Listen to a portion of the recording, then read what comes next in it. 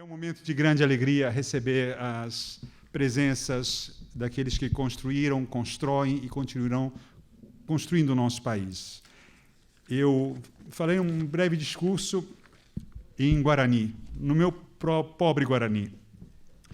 Pendeu Ichacoeri, Peju Porã, Academia Brasileira de Letras, pui. Anhemambó Mbovi, Pendai Vure, tem Aimá Indaquá Porain Richavu, Aham, Pendauivu, pui. Ha éramo a Jerure, Chapiavu e Pendevi Coeri, P. Quachapará, Aivurapitá, Amboivu Rupimá, Aindu Anhemboechea, Pendeaivu Poranre. Bartomeu Meliá, Ma Ijaivu Chevi, P. 1999, Bahia de Assunção, P. Ambaivu, Aham, Quachá, Penderecô, Reguá, Aiquá, Porã, V. Aham. Unesco, Ma declarado 2019, PTIN, Ma Intia Ambiaquari, Aivure, Oin, Aham, Ha Éramo, Academia Brasileira de Letras, Nda Eve, Uajá, Uachari, V. Aham, Aivu, Porá, Reguá. PTIN, Tein, Ma Jarecô, Jaecá, Aham, Tecô, Uvimaraã, Re. Ha Evae, Aemá, Nhanderecô, Ombarete, Gueteri, Tecô, Ete, Pui, Jaecô, Aham. Haegui, Jaiporu, Aham, PTIN, Nheen, Porã, Teri. Ernest Bloch, ma. O Japão vai equaçar o princípio esperança, das Prinzip Hoffnung, ma. Não vou parar de pedir aivu porã e vimaraã reguare. Haegui che, avin, a eka, hae, vimaraã. Pediu porã, coa é op.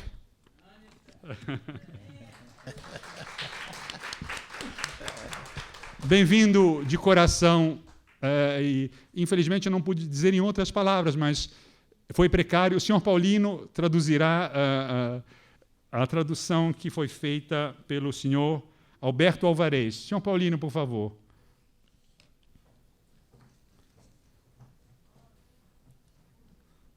Primeiro em Guarani, depois em português, né? Senhora cacica, senhores caciques, sejam bem-vindos à Academia Brasileira de Letras. Perdoem o meu pobre Guarani. Estudei a fonética, um pouco da sintaxe e da semântica, mas é quase nada, e reconheço a minha ignorância.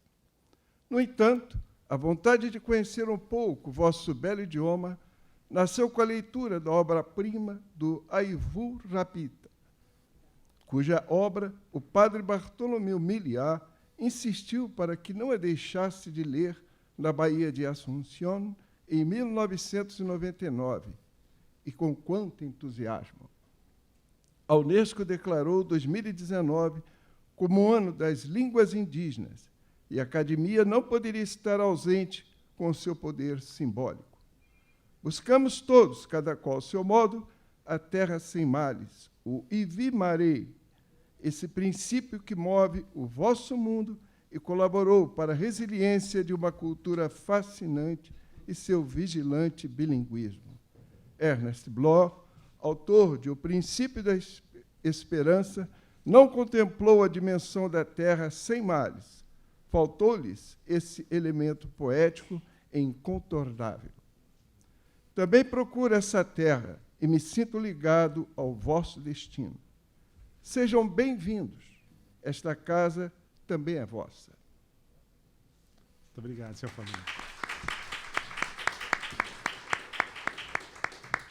Muito obrigado. Eu passo a palavra ao professor Maurício Giuliano, meu conterrâneo também em outras nações, e que nos dá a grande alegria e a honra de, representando a sua missão no país e seu trabalho internacional, de dizer as palavras que esperamos com muita alegria. Obrigado. Boa tarde. Tecô Porã e Jopói são duas palavras na língua guarani que eu conheci há pouco tempo aqui no Brasil, e realmente me impressionaram muito. Porque entendi, espero não estar errado, o Tecô Porã como um modo de vida, um modo de ser e de estar, um sistema, um costume, uma série de hábitos. A primeira mais importante característica de Tecô Porã, portanto, acho, é a boa maneira de viver que ultrapassa a particularidade de uma linguagem e constitui mais como uma filosofia global. Mais que uma ideia ou um conceito abstrato, é uma experiência profunda que penetra no próprio ser e no ser dos outros, valorizando a experiência de uma vida compartilhada. Essa filosofia de compartilhamento encontra expressão no segundo termo, o jopoi. O jopoi é ter mãos abertos, de um para o outro. É reciprocidade de palavras. Não pode ter tecoporá onde não tem jopoi. Isso é o que eu entendo. Não pode ter um bom viver onde a palavra não circula com liberdade e sem receio. Temos aqui já dois conceitos que são realmente conceitos muito importantes para a sociedade. A solidariedade, o compartilhamento e a liberdade de palavra, né? Isso é bem interessante. A potência da circulação livre e diversa das palavras é o que queremos destacar com esse evento hoje. Muitas pessoas pensam no povo indígena como povos isolados e fechados, o mundo exterior. Mas estas palavras nos mostram que, na realidade, os povos indígenas podem ser campeões da globalização que todos queremos. Em Guarani, ali Guarani quer dizer guerreiros. Mesma coisa para Patoxá. Patxoká. Não tenho dúvida de que os povos indígenas podem ser guerreiros para a globalização, ajudando a contrastar a onda de nacionalismo, de populismo que estamos vendo agora em muitos países do mundo, infelizmente. É bem impressionante como conceitos que para vários países do mundo hoje podem ser ainda difíceis de conseguir, o conceito da solidariedade, o conceito da liberdade de expressão, são tão inatos, né? tão fundamentais para algumas culturas indígenas, né? Todos conhecemos a relação estreita entre linguagem e pensamento, entre linguagem e modo de viver. Portanto, as línguas, tanto as indígenas quanto as mais representadas, desempenham um papel crucial no dia a dia das pessoas, não apenas como uma ferramenta de comunicação, mas também como um repositório, um acervo para a identidade única, a história cultural, as tradições e a memória de cada pessoa. É através dessas tradições e abordagem que nós também podemos enfrentar as questões mais prementes do mundo, como, por exemplo, a nossa relação ao meio ambiente. Considero de enorme importância reconhecer línguas indígenas também como expressões das ligações entre os humanos e a terra, como destaca Joênia Wapichana. Joênia Wapichana, que, como vocês sabem, é a primeira indígena que se formou em Direito, ser elegida deputada federal no Brasil, e também recebeu um prêmio nosso, né? o Prêmio de Direitos Humanos da ONU, no ano passado. Nós fizemos um importante documentário sobre ela, né?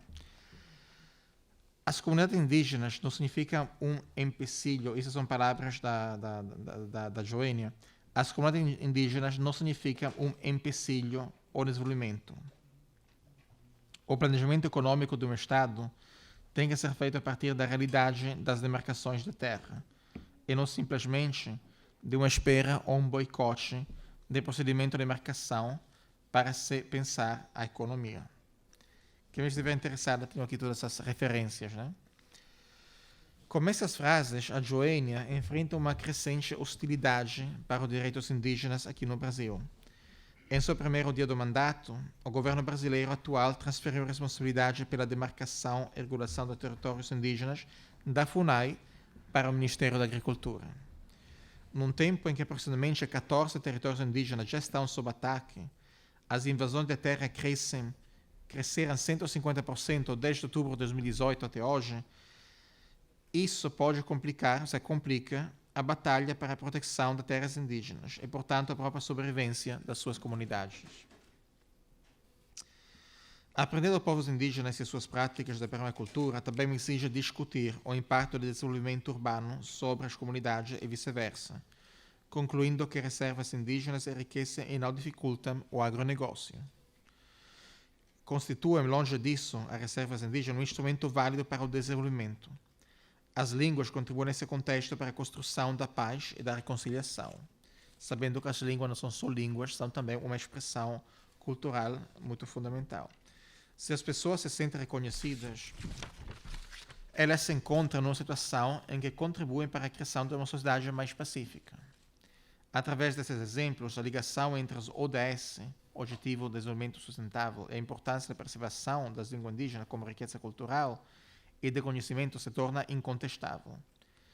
Integra muito mais que meramente letras, palavras e frases, mas integram visões do mundo que podem contribuir a alcançar os ODS para um mundo melhor.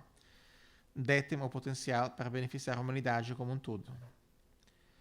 Atualmente existem de 6.000 a 7.000 línguas no mundo, mas tem um desequilíbrio muito significativo. Cerca de 97% da população mundial fala apenas 4% dessas línguas. E o restante 3% do mundo fala 96% dessas línguas. Essa desigualdade na distribuição é triste, e grandes partes das línguas faladas por povos indígenas continuarão a desaparecer. Sem medidas apropriadas para abordar esse problema, a contínua perda de línguas e de suas histórias, tradições, memórias, reduzirão consideravelmente a riqueza da diversidade linguística no mundo. Em primeiro lugar, a preservação e a revitalização da língua depende da prática diária da manutenção das tradições, as quais o preconceito ainda constitui um dos problemas mais graves. Para aumentar a visibilidade deste problema e combater a intolerância, as Nações Unidas nós demos início oficialmente ao Ano Internacional das Línguas Indígenas, este ano. Durante 2019, os membros parceiros da agência da ONU, do sistema ONU, pode ser a Unesco, a UNEC, outros, comemoram o valor das línguas indígenas e os acordos e convenções internacionais de direitos humanos, que podem e que devem fortalecer a mobilização pelo fim das disparidades enfrentadas por populações indígenas no Brasil e no mundo. Citando a presidente da Assembleia Geral da ONU, Maria Fernanda Espinosa, as línguas indígenas, cito, são muito mais do que ferramentas para a comunicação, são canais para que legados humanos sejam transmitidos. Quando uma língua morre, ela leva consigo toda a memória que está dentro dela. E já falamos que é uma cultura ou memória de compartilhamento, de solidariedade, de comunidade, de liberdade de expressão, valores realmente intrínsecos. Eu acho intrínseco não só a Declaração dos Direitos Humanos, mas intrínseco também o que é o direito natural. Valores que devem regir a interação entre as pessoas no mundo. Como eu já disse, a palavra Guarani e Patoxá significam guerreiro. E são guerreiros que o nosso planeta, sempre mais globalizado, precisa neste momento. Precisamos de guerreiros para preservar as línguas ancestrais, e isso é essencial para a sobrevivência do povo indígenas, para a diversidade cultural, e como já expliquei, isso também é essencial e benéfico para a globalização que todos queremos e merecemos. Agora vamos ver um filme produzido pelo UNEC, comemorando este ano das línguas indígenas. Obrigado. Wakunaiken, wakunaiken, wakunaiken, aiji, wakunaikian, waparichapan.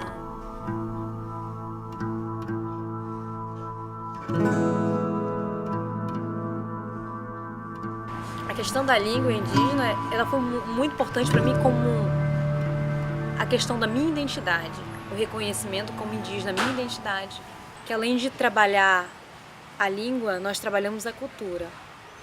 Trabalha-se a cultura, porque são questões que estão interligadas. A língua está dentro da cultura, faz parte, não adianta separar ela.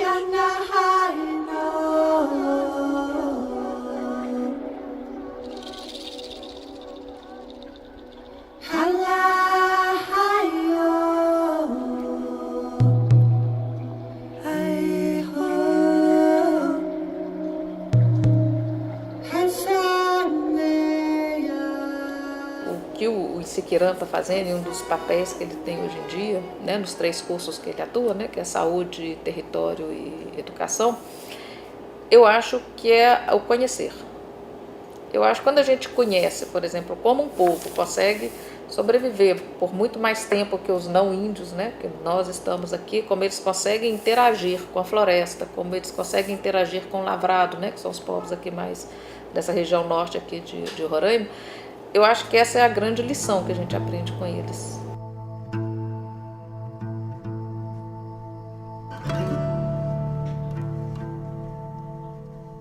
A língua é um registro muito importante para eles, o registro dessas atividades.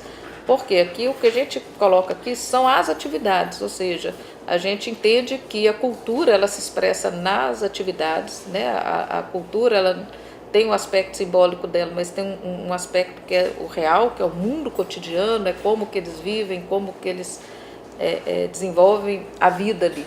E nesse caso a gente usa muito a questão da língua, né? Porque a gente tem uma preocupação deles colocarem na própria língua esses termos.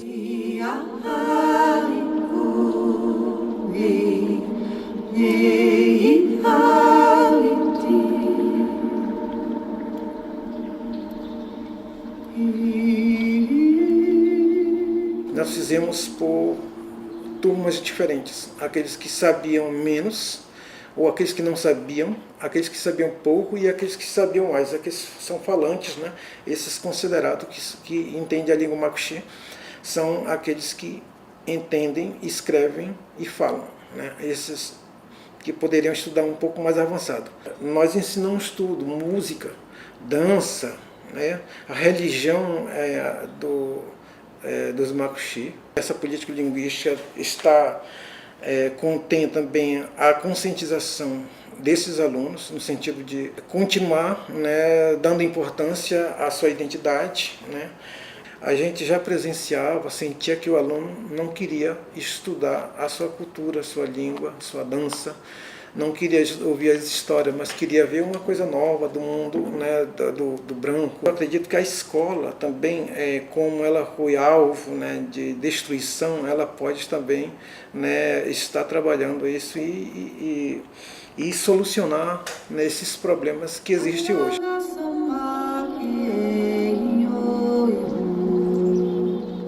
A gente conversa com ele dizendo, olha, é importante, né, está repassando a língua, está repassando a cultura, porque vai ser uma referência, né, da sua identidade que é indígena.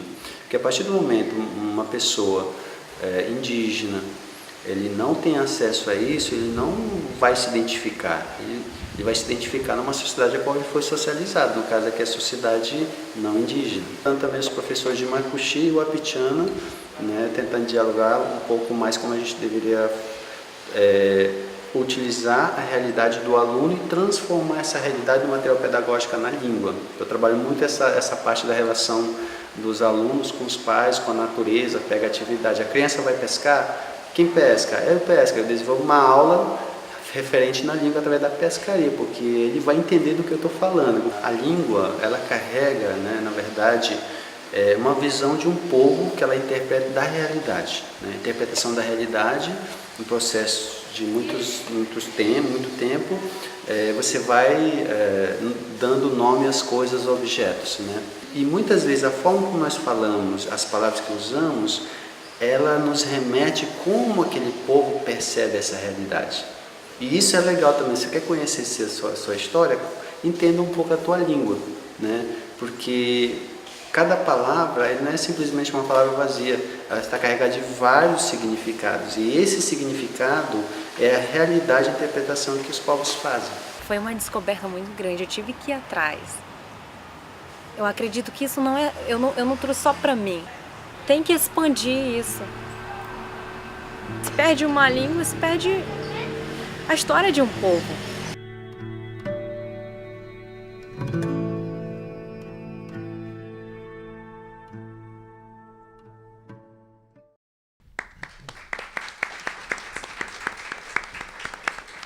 Quero agradecer com o brilhantismo do professor Giuliano, sobretudo porque também com uma visão globalizante, não globalitária, mas globalizante, é importante que se faça essa distinção, pensou numa perspectiva de uma espécie de, como dizia Hans Küng, né, uma ética mundial, ou pelo menos aquelas mínima muralha a partir das quais o Ocidente e o modo de concebermos a diferença pudessem encontrar um pacto permanente, reflexivo e renovado. Muito obrigado, professor Maurício Giuliano. A sua visão é importantíssima porque representa a ONU, nos diz e nos traduz, porque há um único destino, o único destino possível, depois de Kant, é a cultura da paz. E sem essa ideia da cultura da paz, quem pensar na cultura do ódio erra, porque onde há ódio não pode haver cultura e vice-versa. Eu não podia deixar de incluir o nosso orgulho aqui da casa, o acadêmico Evanildo Bechara, que a sua presença, como sempre, nos ilumina.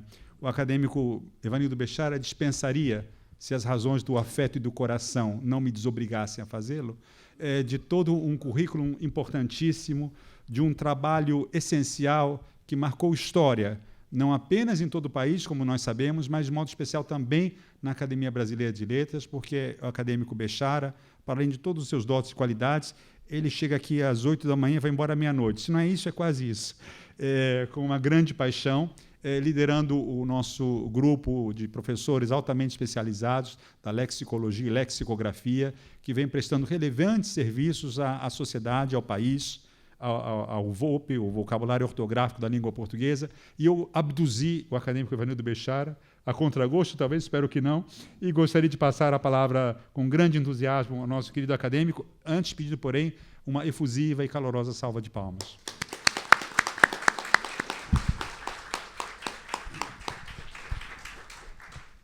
Depois de tantos anos de existência, a Academia Brasileira de Letras não poderia ficar de costas ou de ouvidos moucos para esse progresso que é a junção de todas as línguas, de todas as esferas, de todas as superfícies intelectuais e humanas do mundo que nos cerca. De modo que este encontro de hoje marca a presença da academia com a sua realidade, dos povos que falavam línguas antes de que aqui chegassem os europeus. De modo que a academia está realmente dentro desse conceito de humanidade, de amor ao próximo, de desejo de que todos nós olhemos os horizontes com os mesmos olhos de esperança, de saúde e de saudade. De modo que nós desejamos que este início, que marca a presença desse encontro, dessas realidades linguísticas, não é, de tempos afora, com a presença de uma literatura brasileira criada pelo esforço, pela dedicação, pelo talento dos acadêmicos que souberam honrar esta casa. De modo que a academia se sente parelha com todos aqueles horizontes que foram desenhados pelo professor Justo, não é, numa exposição que é meritória, que deve ser lida e relida com a atenção que as palavras que ali estão conferem à realidade do saber. De modo que a Academia Brasileira de Letras entra neste grupo de amor, de dedicação, de amparo, de visão do mundo, numa visão eterna e constante de que todos nós somos iguais e todos nós uns precisamos dos outros e todos nós somos irmãos na mesma capacidade de sonhar, de pensar e de agir.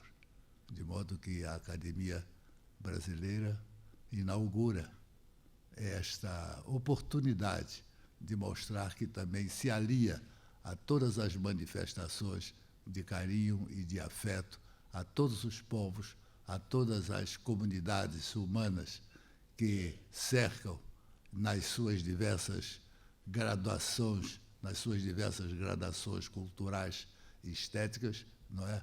Este mundo maravilhoso. Aqui a língua é o repertório da emoção, da saudade e do dever. Então, a Academia sente-se honrada de estar acompanhando este movimento das línguas, não só internacionalmente, mas também dentro dos seus 4 cantos de trabalho humilde, mas digno de qualquer exposição. De modo que eu agradeço em meu nome e em nome dos meus colegas a oportunidade de juntar a experiência, a atenção, o cuidado e o carinho que que todos nós devemos a estes povos que souberam manter, através dos tempos, a sua expressão de viver, de amar e de sonhar. Muito obrigado. Você dá um beijo, Bechara?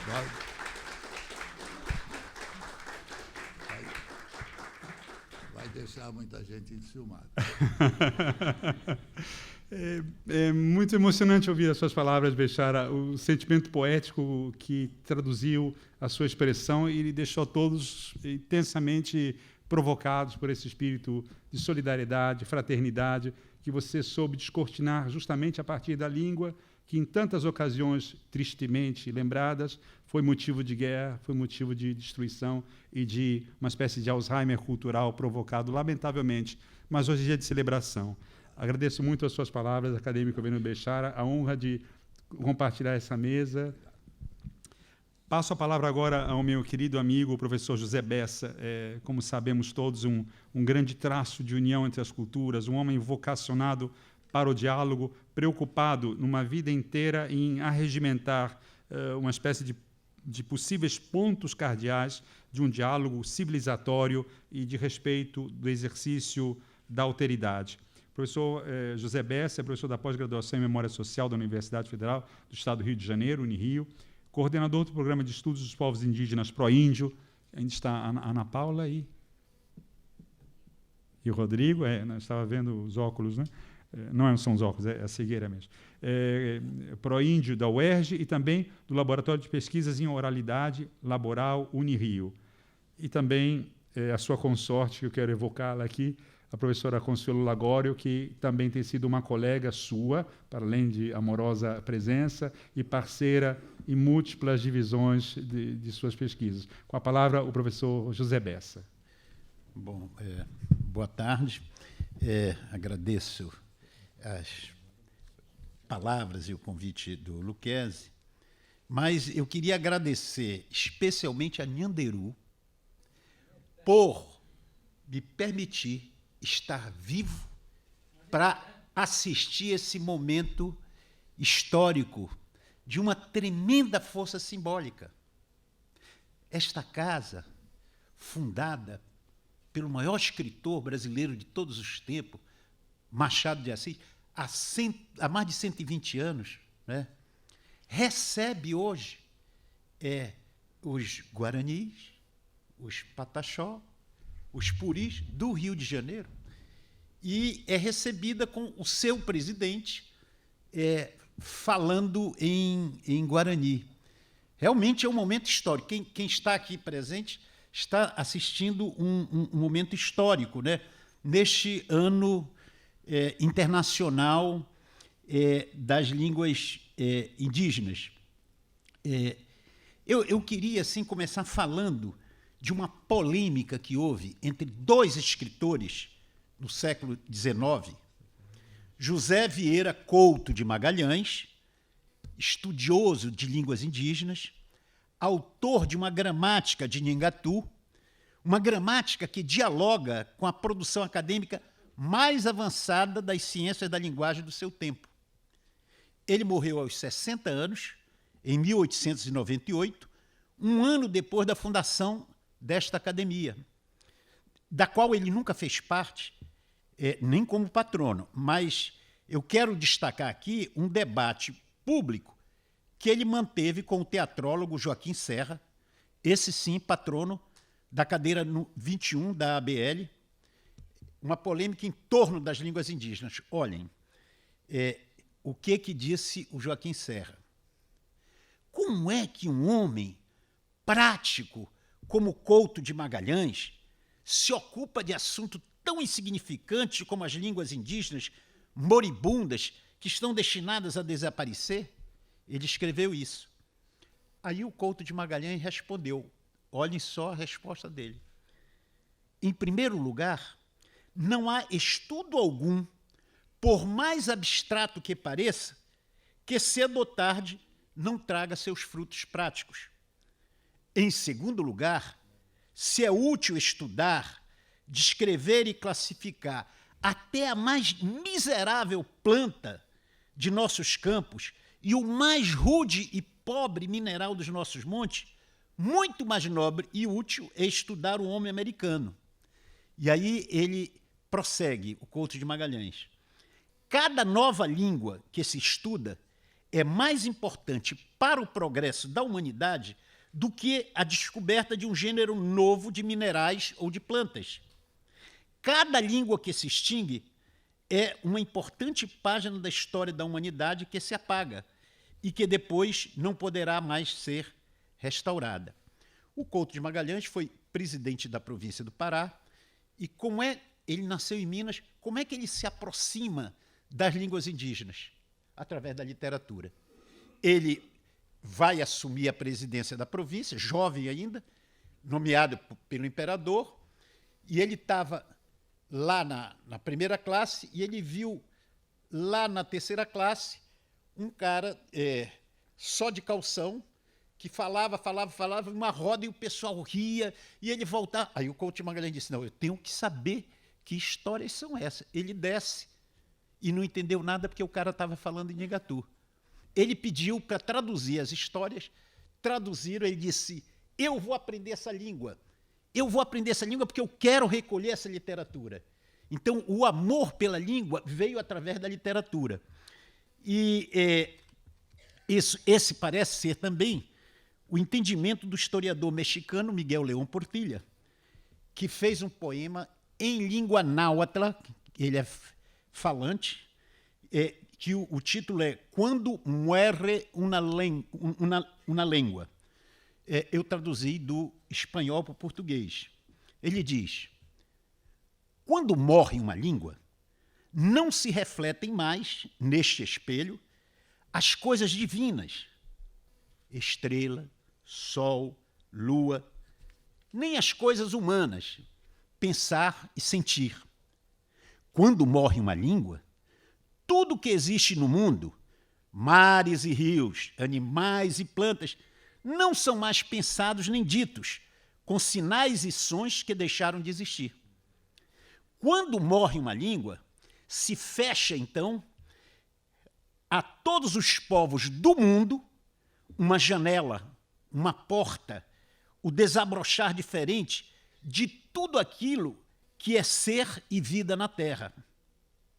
Quando morre uma língua, ninguém, seja lá quem for, jamais conseguirá repetir suas palavras de amor, suas entoações de dor e querência, ou, quem sabe, seus velhos cantos, suas histórias, discursos, preces.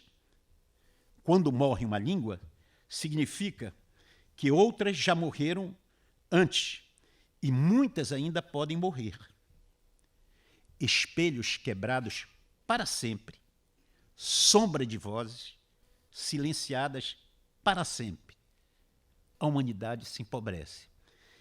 Nesse momento aqui, a humanidade está se enriquecendo, né? Porque nós estamos representantes da língua guarani, falada em 8 aldeias do Rio de Janeiro, e de duas línguas que foram consideradas também moribundas e até mortas, e que ressuscitaram, que é o Pachorrã e o Puri.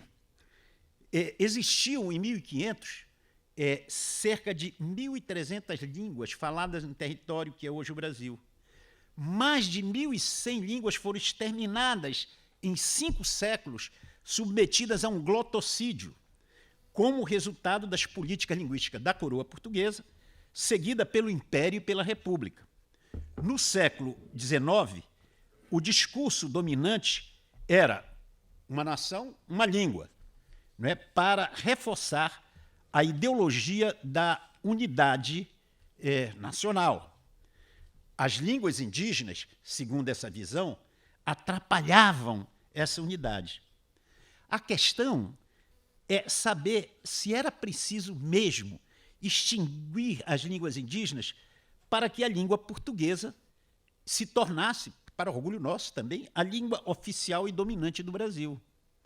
Hoje, segundo os dados do censo do IBGE de 2010, existem 274 línguas que os critérios linguísticos reduzem a cerca de 180.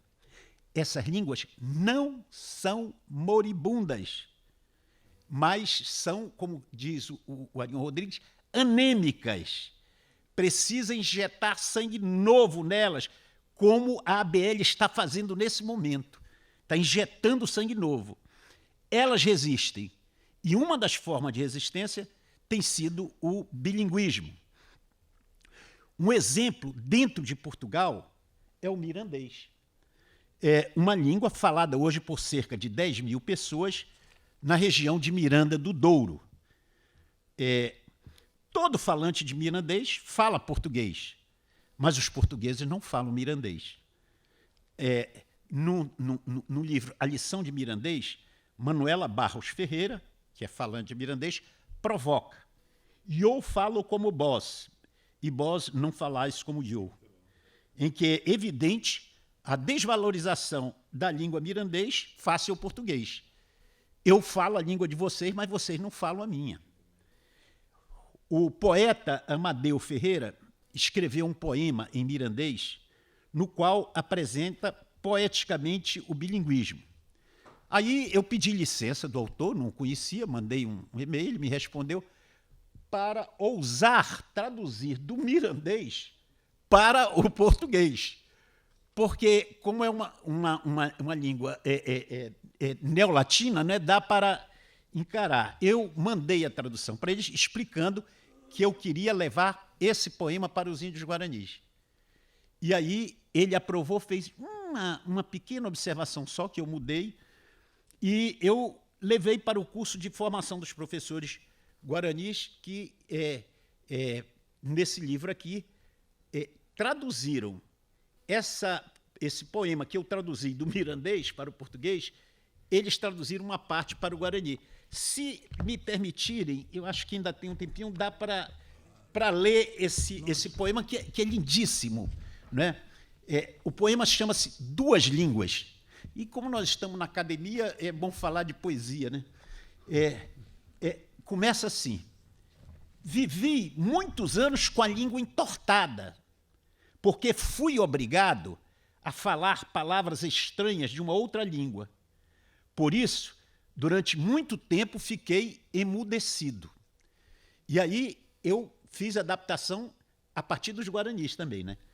Tentaram tirar de mim aquilo que eu havia guardado como um tesouro, a palavra, que é o arco da memória. Diziam que me faltava inteligência, porque antes de gaguejar as palavras certas, eu tinha de pensar 2 vezes numa língua estranha. O tempo passou. Agora tenho 2 línguas. Uma língua nasceu comigo, no colo da minha mãe. É a língua que expressa a alma guarani. É a língua do Tecoar da Opri. O nome que eu tenho foi ela quem me deu na cerimônia do Nimongarai. Com ela, nomeio as plantas, as flores, os pássaros, os peixes, os rios e as pedras, o sol e a chuva, a roça e a caça. Tudo isso, com ela eu faço. Rio e choro, rezo e canto. Com ela, eu sou o que falo, Guarani. Porque os Guarani disseram, não, nós somos Guarani porque nós falamos Guarani. Mas como é que o brasileiro é brasileiro se ele fala português, né? Então ele disse, com ela eu sou o que falo, Guarani.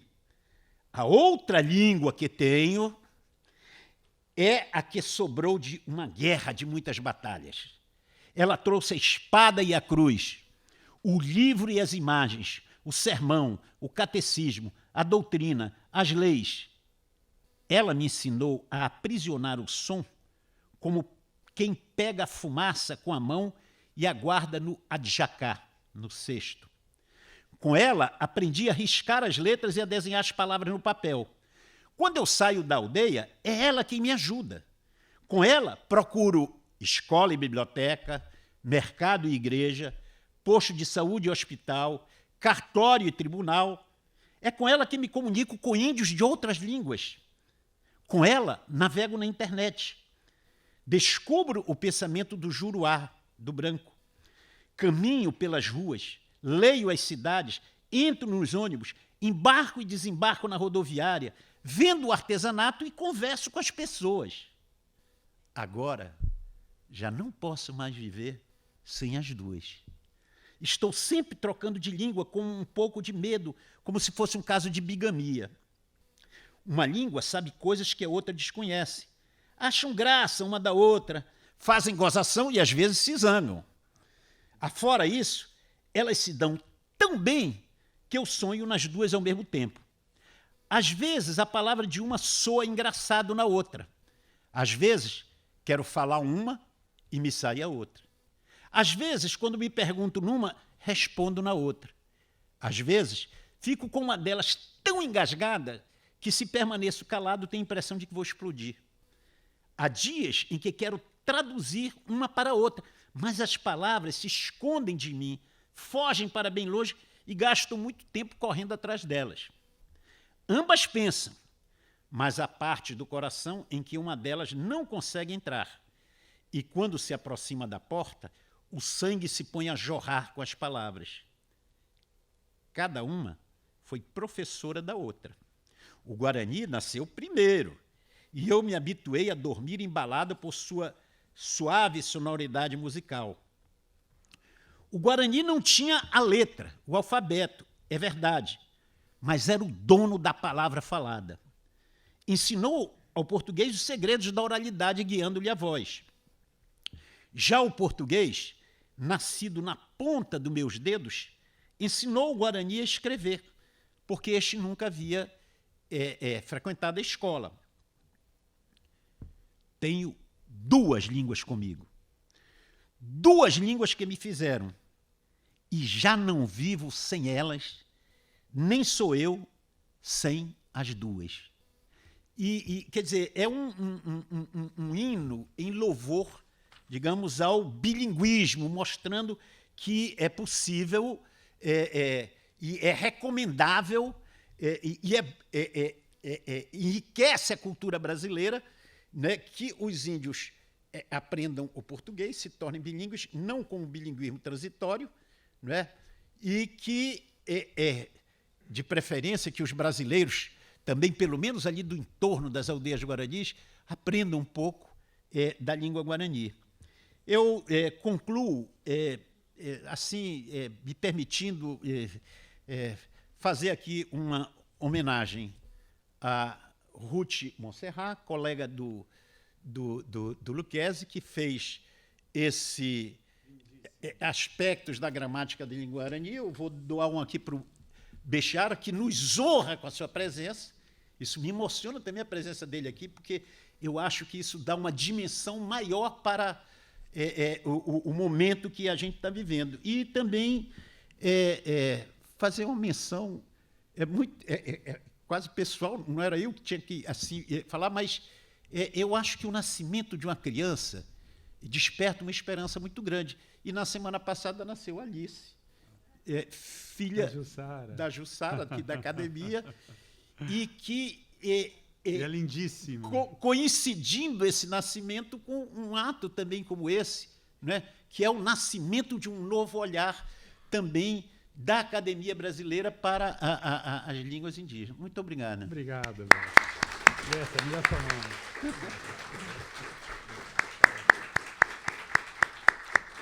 Todos que conhecemos o Bessa não nos espantamos com o grande entusiasmo que o arrasta e nos inclui e nos move com tamanha intensidade, com uma construção de uma pátria mãe que abranja todas as línguas enquanto há tempo, e há muito tempo, e há muita vontade de trazer isso tudo. Fico muito agradecido, Bessa, pelas suas palavras e, sobretudo, por essa delicadeza extrema de perceber que o bilinguismo é fruto da relação de uma espécie, digamos assim, de presença feminina, de uma alteridade que se constrói a partir da pele, das células, do canto de ninar. E aí não há Estado que possa entrar. Aí é a sociedade que precisa proteger esse processo, porque todos nós fomos, de algum modo, filhos das cantilenas, das nênias, e de uma vontade de construir uma língua que nos nasce ad intram e nos comunicamos dessa forma tão ad extra, de uma forma tão intensa. Eu agradeço muitíssimo a presença dos senhores, pediria gentilmente ao professor Maurício Giuliano, ao professor Bessa, ao acadêmico Evanildo Bechara, Cristiane, por favor, que desfizessem a mesa para recompor a próxima. Grazie, Maurício. Grazie. Grazie.